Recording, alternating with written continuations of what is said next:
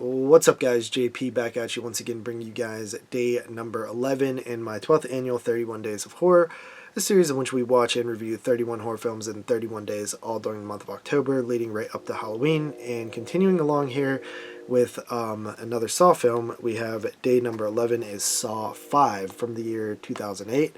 And I gotta say, these films are starting to run together.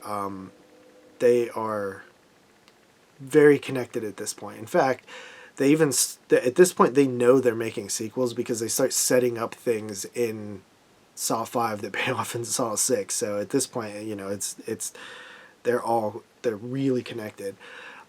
Spoilers be warned, because there will be spoilers, because these films are really hard to talk about without spoiling.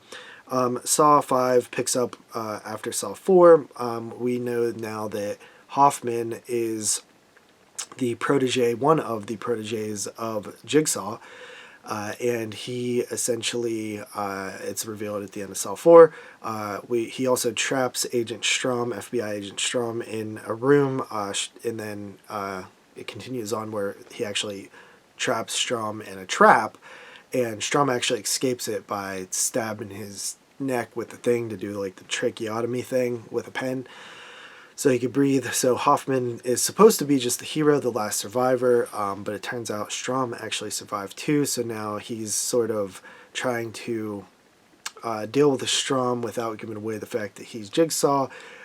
Meanwhile, we also go back to Jill, who was Jigsaw's wife or love interest, I can't remember, and she gets a box left from the sort of attorney or the will or whatever that was left to her from Jigsaw, and we don't really find out what's in there until the next movie, but besides that, we have another group of people who I can't even for the life of me remember why they're connected, but they're in like sort of this other Saw trap thing where there's like 6 of them or something, and then like it seems as if each room like 2 people are supposed to die or 1 person's supposed to die, and it's like a tournament almost, you know what I mean? But then we also have a lot of flashbacks that show how Hoffman worked with Jigsaw throughout the series, and I actually think that stuff's pretty cool. They go back to like the first ever trap with the razor blades, and they go back to stuff with Dr.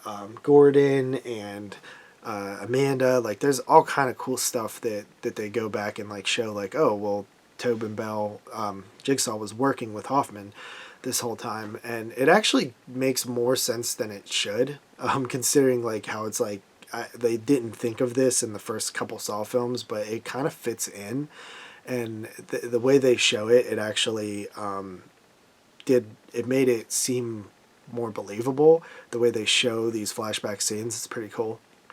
I used to not like Hoffman at all, which you're not really supposed to. Like Jigsaw, you can kind of see where he's coming from, even though he's a bit twisted and it doesn't always feel fair. But Hoffman is just like comes off like an asshole, but he's supposed to, and I think I understand that now more than I did before. But Hoffman actually has like the way that he gets connected with Jigsaw is explained as well. He actually is somebody who murdered somebody who had murdered his sister, and that's how he gets involved with Jigsaw, because he kills this guy in a Jigsaw trap to make it look like a Jigsaw killing, so he could get away with it. Overall, I think Saw 5 is pretty decent. The kills, there's some like a couple kills that aren't the best. Like there's one decapitation that's not so good, but there's like a really gnarly scene where they have to like cut their hand with like a chainsaw, and it like bleeds like crazy. They have to get a certain amount of blood, and that's really cool.